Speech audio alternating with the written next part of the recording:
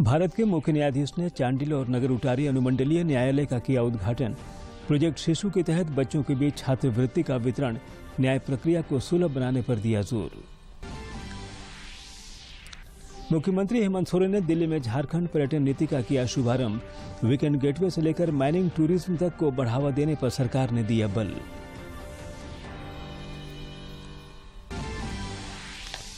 जनजातीय मामलों के केंद्रीय मंत्री अर्जुन मुंडा ने पद्म पुरस्कार विजेताओं के साथ किया सीधा संवाद। सभी ने अपने संघर्ष और अनुभव किए साझा।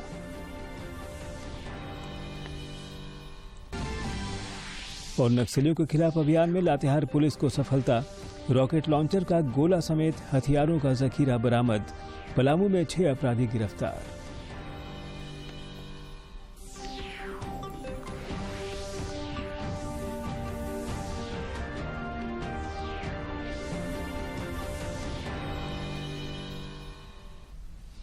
नमस्कार, खबरें झारखंड में आपका स्वागत है।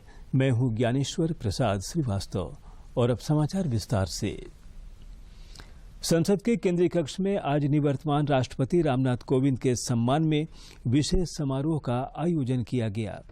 कार्यक्रम में उपराष्ट्रपति एम वेंकैया नायडू, प्रधानमंत्री नरेंद्र मोदी सहित कई केंद्रीय मंत्री शामिल हुए। इस मौके पर श्री कोविंद ने राष्ट्र को संबोधित भी किया। आज सामान्य देशवासियों के सपनों को उड़ान मिल रही है। यह बदलाव भेदभाव रहित सुशासन द्वारा ही संभव हो सका है।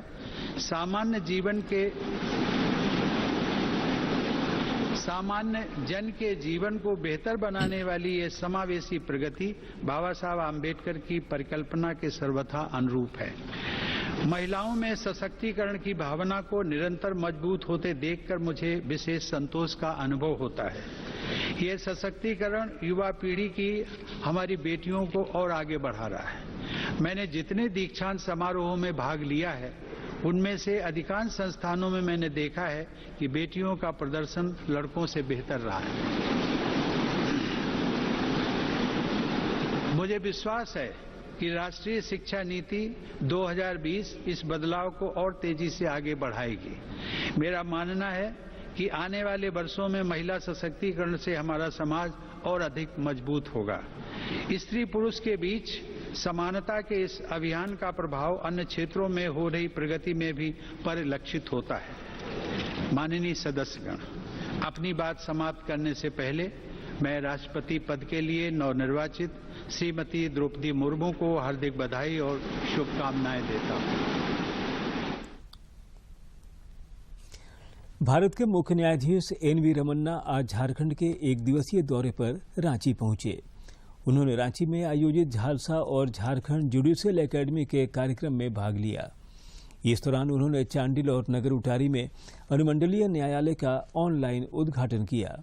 उन्होंने प्रोजेक्ट शिशु के तहत छात्रवृत्ति का वितरण भी किया।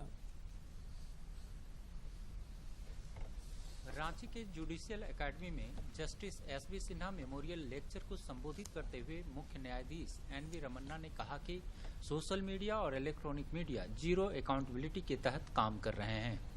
उन्होंने कहा कि सोशल मीडिया और इलेक्ट्रॉनिक मीडिया को संयम रखना चाहिए। A judge holds a unique position in the democratic scheme. Firstly, he bridges the gap between the social reality and law. Secondly, he protects the spirit and the values of the Constitution. It is courts and judges who balance formal democracy with substantive democracy. We are living in a complex society that is always evolving. The transition is driven by knowledge, science and technology. Supreme court के मुख्य न्यायाधीश ने जजों की भूमिका और उनके जीवन पर प्रकाश डालते हुए कहा कि एक न्यायाधीश प्रजातंत्र में सामाजिक वास्तविकता और कानून के बीच कड़ी का काम करता है। साथ ही वह देश में संवैधानिक मूल्यों का रक्षक भी होता है। Complain about the long pendency of the cases at all levels of the Indian judicial system. On multiple occasions, I have highlighted the issues leading to the pendencies and backlog. I have been strongly advocating the need to revamp the infrastructure, both physical and personal. मुख्य न्यायाधीश का स्वागत करते हुए Jharkhand high court के मुख्य न्यायाधीश doctor Ravi Ranjan ने कहा कि भारत के वर्तमान मुख्य न्यायाधीश अदालतों के मूलभूत संरचनाओं के निर्माण में महत्वपूर्ण भूमिका निभा रहे हैं। वे महिला न्यायाधीशों की संख्या में भी बढ़ोतरी कर देश में न्याय को त्वरित और सुलभ बना रहे हैं।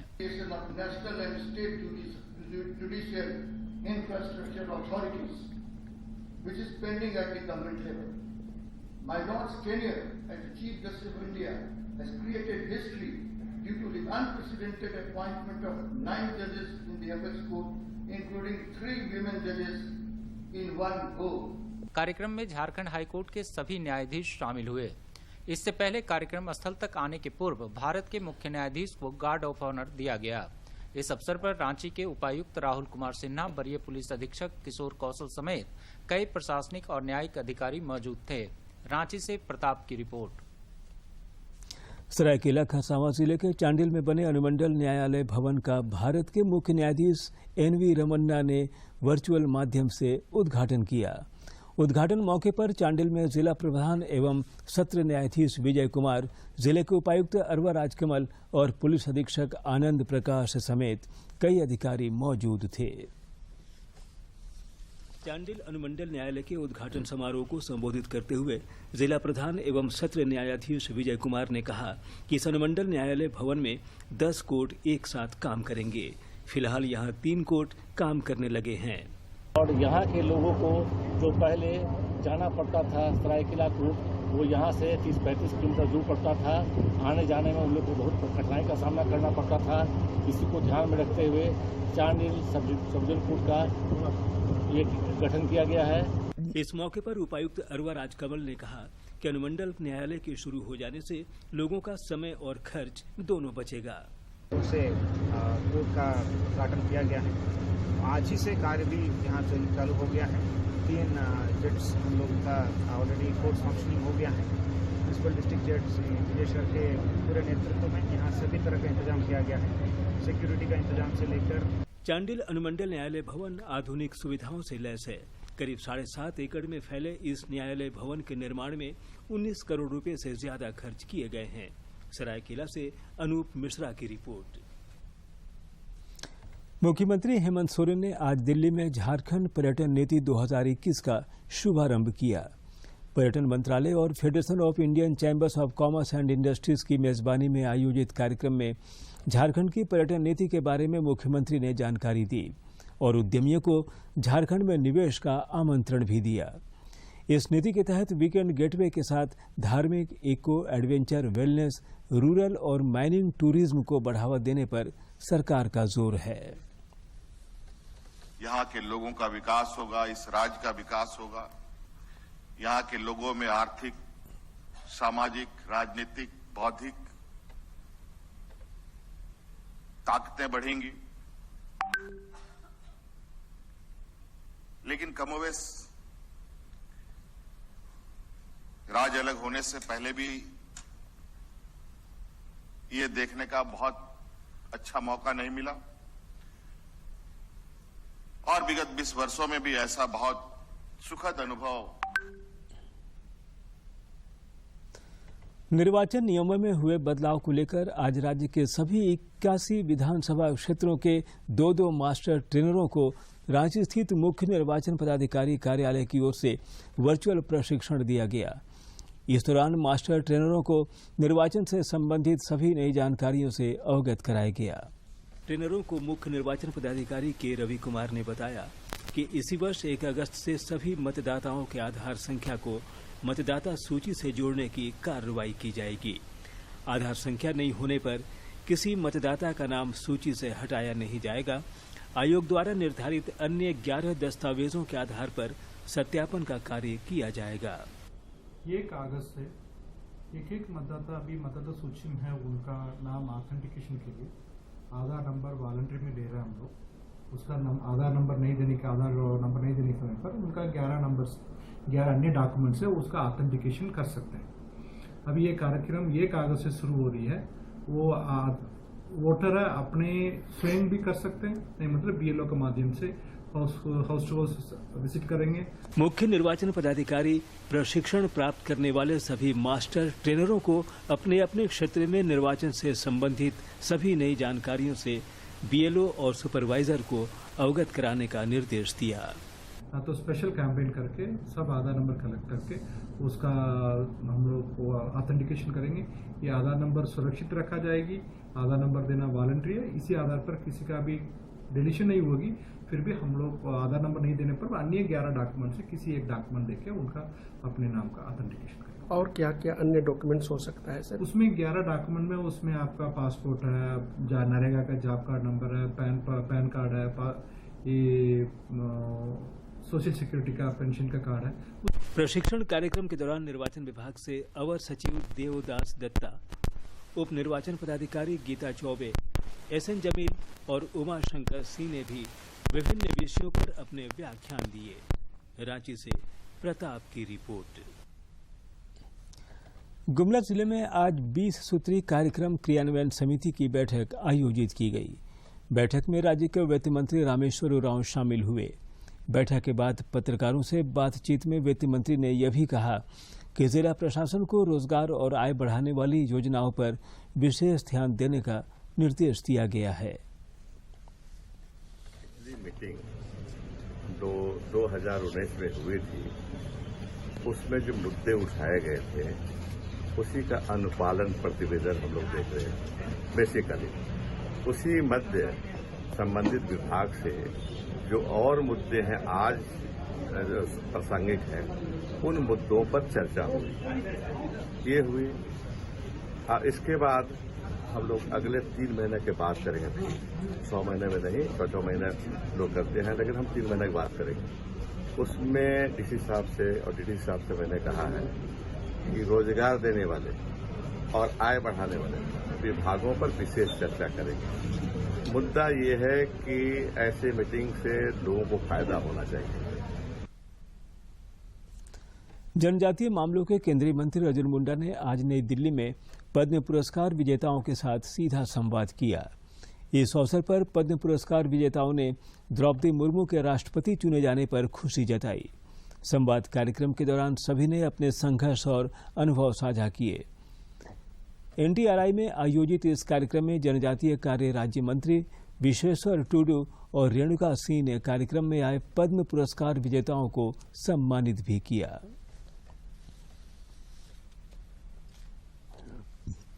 झारखंड समेत देश भर में पिछले कुछ दिनों से कोरोना संक्रमण का दायरा फिर से बढ़ता जा रहा है। देश में पिछले 24 घंटे के दौरान कोविड के 21,411 नए मामले सामने आए हैं, जबकि इस दौरान 20,726 लोग स्वस्थ भी हुए हैं।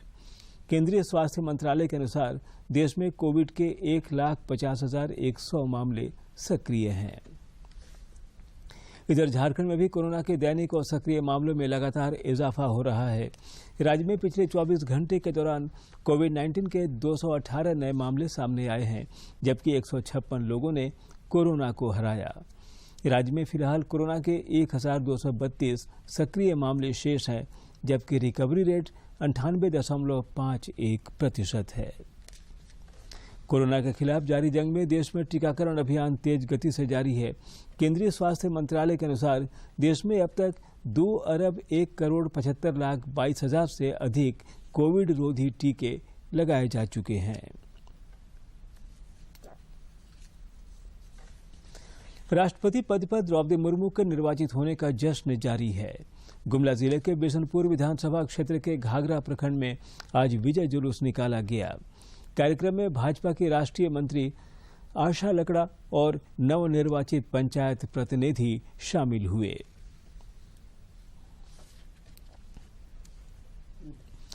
गिरिडीह जिले में आयोजित उद्यमिता विकास पखवाड़ा का समापन हो गया है। ग्रामीण विकास विभाग और Jharkhand state livelihood promotion society द्वारा आयोजित कार्यक्रम के दौरान स्वयं सहायता समूह से जुड़ी 4,000 महिलाओं के बीच 57 करोड़ रुपए की राशि बांटी गई। कार्यक्रम में मौजूद विधायक सुदीप कुमार ने सखी मंडल की दीदियों और जेएसएलपीएस के कार्यों की सराहना की। इस मौके पर उप विकास आयुक्त शशि भूषण मेहरा और जेएसएलपीएस के प्रबंधक संजय गुप्ता भी मौजूद थे। स्वतंत्रता सेनानी लोकमान्य बाल गंगाधर तिलक और चंद्रशेखर आजाद की आज जयंती है। इस मौके पर प्रधानमंत्री नरेंद्र मोदी और केंद्रीय गृह मंत्री अमित शाह ने उनका नमन किया है। नमन, ये दोनों शूरवीर साहस और देशभक्ति के प्रतीक हैं। राष्ट्र प्रेम और समर्पण को शब्दों में वर्णित नहीं किया जा सकता।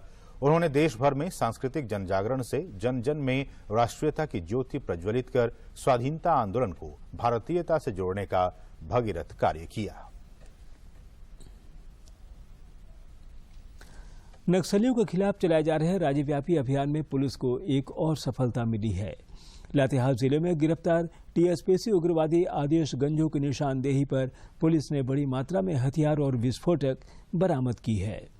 पुलिस अधीक्षक अंजनी अंजन ने बताया कि केरी जंगल से एक पिस्टल, 7,000 से ज्यादा जिंदा कारतूस, 40 HE ग्रेनाइड समेत कई घातक आग्नेयास्त्र मिले हैं।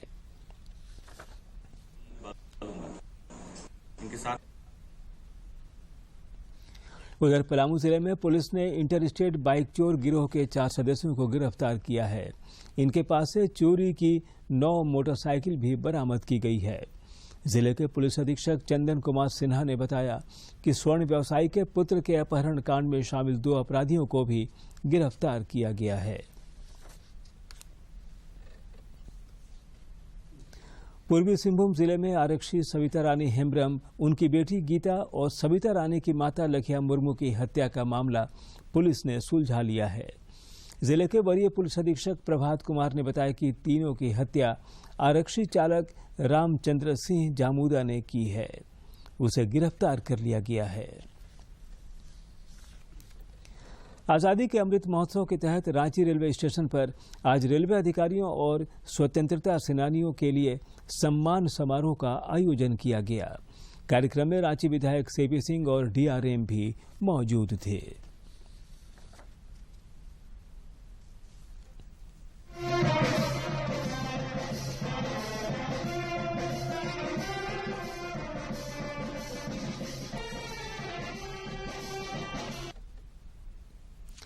खूंटी जिले के मुरहू प्रखंड के बाजार परिसर में आज सफाई अभियान चलाया गया। प्रशासनिक अधिकारियों और ग्रामीणों ने संयुक्त रूप से बाजार परिसर व आसपास के इलाकों में साफ सफाई की और स्वच्छता का संदेश दिया।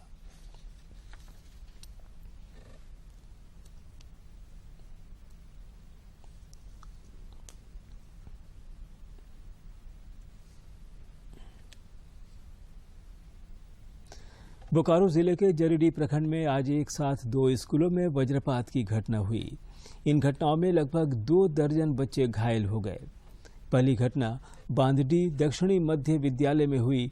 यहां वज्रपात होने से 20 से 25 बच्चे झुलस गए। वहीं दांतू गांव के संतपुरा मिडिल स्कूल में वज्रपात से 4 बच्चे झुलस गए। सभी बच्चों का इलाज जैना मोड़ रेफरल अस्पताल में चल रहा है। और अब कुछ खबर राज्य के विभिन्न जिलों से।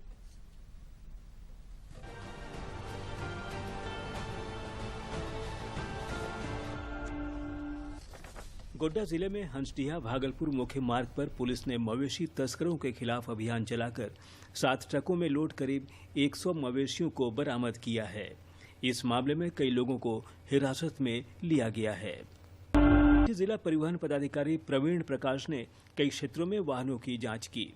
इस दौरान 62 वाहनों से जुर्माना वसूला गया, जिसकी रकम 6,92,765 बताई गई है। रांची के इटकी थाना क्षेत्र के डोला गांव के पास केवद बेड़ा जंगल में एक हाथी की मौत हो गई है। आज सुबह स्थानीय लोगों ने मृत हाथी को देखा। ग्रामीणों ने घटना की सूचना वन विभाग के अधिकारियों को दे दी है। झारखंड में पुरानी पेंशन योजना को लेकर मंथन जारी है। राज्य सरकार के निर्णय के बाद विकास आयुक्त के नेतृत्व में विशेष कमेटी गठित कर दी गई है। यह कमेटी अगले महीने तक रिपोर्ट सौंप सकती है। रांची पुलिस ने एटीएम में जमा होने वाले 1,72,00,000 रुपए गायब करने में शामिल 2 आरोपियों को गिरफ्तार किया है।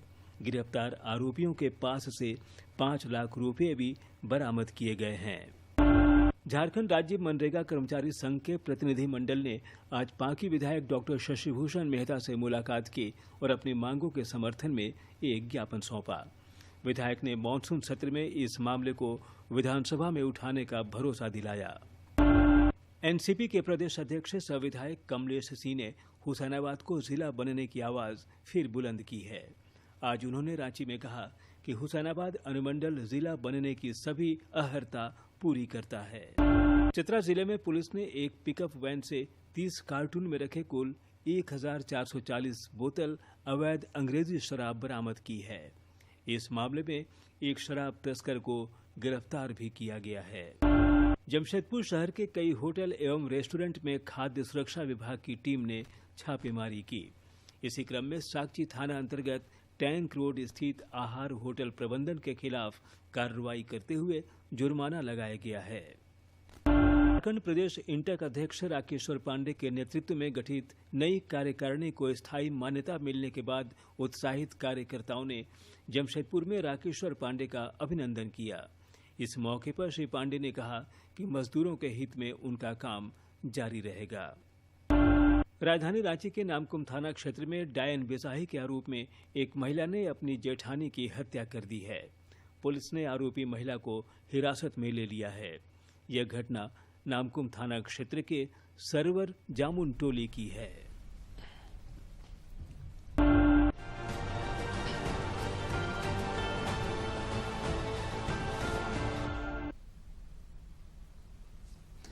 प्रधानमंत्री नरेंद्र मोदी ने इस महीने की 31 तारीख को आकाशवाणी से प्रसारित होने वाले मन की बात कार्यक्रम के लिए सुझाव आमंत्रित किए हैं।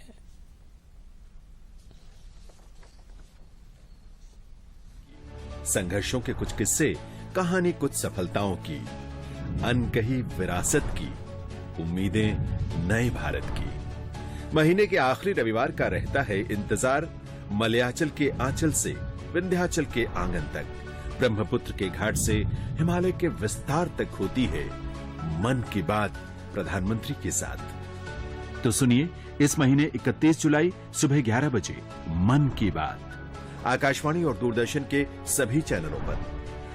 मन की बात के प्रादेशिक भाषाओं में अनुवाद का पुनः प्रसारण आप सुन सकते हैं रात 8 बजे आकाशवाणी और दूरदर्शन के सभी प्रादेशिक चैनलों पर। तो सुनिए इस महीने 31 जुलाई सुबह 11 बजे मन की बात। झारखंड में मौसम ने थोड़ी राहत दी है। बंगाल की खाड़ी में उठे चक्रवातीय तूफान का असर राज्य में देखने लगा है। इसके प्रभाव से राज्य में एक बार फिर मानसून सक्रिय हो गया है। आज रांची समेत राज्य के कई स्थानों पर हल्के से मध्यम दर्जे की बारिश हो रही है। मौसम विभाग के अनुसार झारखंड में निम्न दबाव का असर अगले 3 दिन रह सकता है। इससे कुछ तेज तो कुछ जिलों में मध्यम दर्जे की बारिश के आसार हैं। आजादी के सफर की आज की कड़ी में देखते हैं कितना खास है आज का दिन।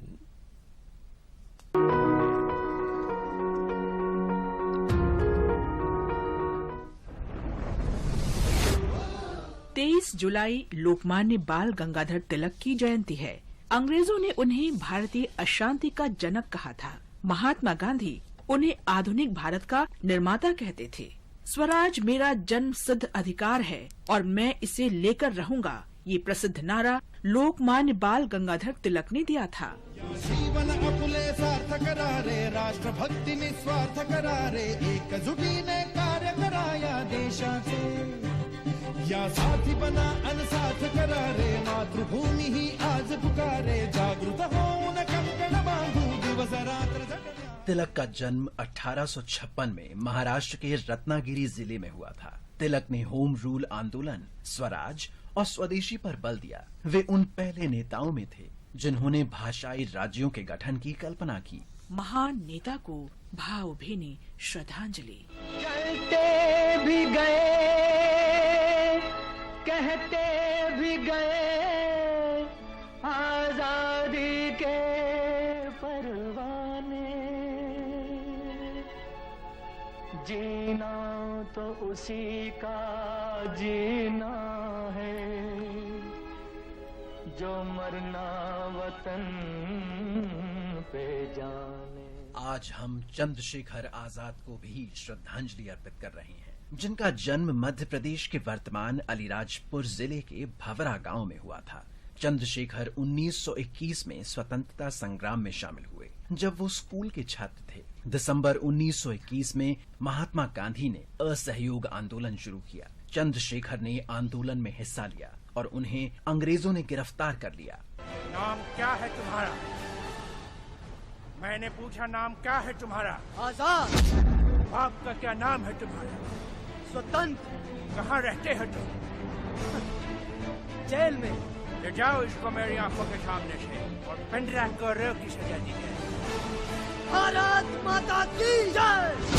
वंदे मातरम, वंदे मातरम। उन्होंने अपने नाम के साथ आजाद शब्द लगाया था, जिसका अर्थ है स्वतंत्र। किंवदंती है कि जब उन्होंने ये नाम अपनाया तो कसम खाई थी कि पुलिस उन्हें कभी भी जीवित नहीं पकड़ सकेगी। वे राम प्रसाद बिस्मिल द्वारा गठित क्रांतिकारी संगठन हिंदुस्तान रिपब्लिकन एसोसिएशन HRA में शामिल हो गए। 1925 में काकोरी रेल डकैती और 1928 में सहायक पुलिस अधीक्षक जॉन सॉन्डर्स की हत्या के कारण वे सबसे अधिक प्रसिद्ध हुए।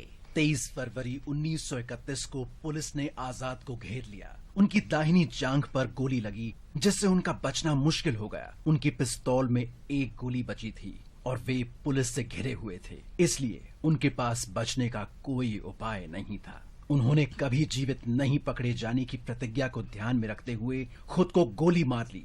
मां भारती के वीर सपूत को शत शत नमन। आज हम शहीद करम सिंह को भी याद कर रहे हैं। उनका जन्म 1888 में पंजाब के होशियारपुर में हुआ था। उन्होंने पंजाब में अकालियों के आंदोलन में हिस्सा लिया। करम सिंह को 1923, 1927 और फिर 1941 में क्रांतिकारी गतिविधियों के लिए गिरफ्तार किया गया। उन्हें 7 वर्ष के कठोर कारावास की सजा सुनाई गई, लेकिन करम सिंह कपूरथला जेल से फरार हो गए। पुलिस ने उनका पीछा किया और 23 जुलाई 1943 को मुठभेड़ में वे वीर गति को प्राप्त हुए।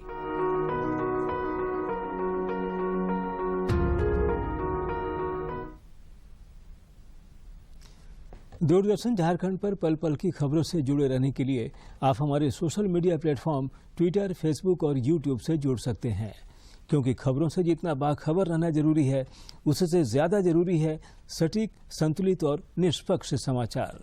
हमारा ट्विटर हैंडल है DD न्यूज झारखंड और फेसबुक पेज है RNUDDK। आप हमें YouTube channel Jharkhand DD news पर भी देख और सुन सकते हैं।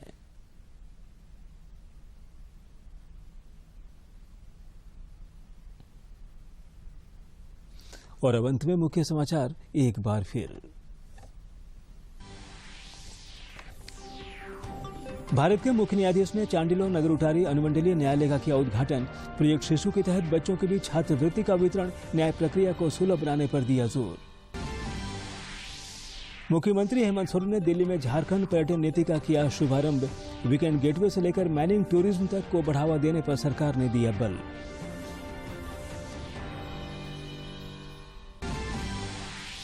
जनजातीय मामलों के केंद्रीय मंत्री अर्जुन मुंडा ने पद्म पुरस्कार विजेताओं के साथ किया सीधा संवाद।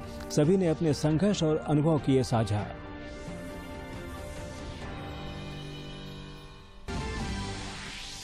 और नक्सलियों के खिलाफ अभियान में लातेहार पुलिस को सफलता। रॉकेट लॉन्चर का गोला समेत हथियारों का जखीरा बरामद। पलामू में 6 अपराधी गिरफ्तार।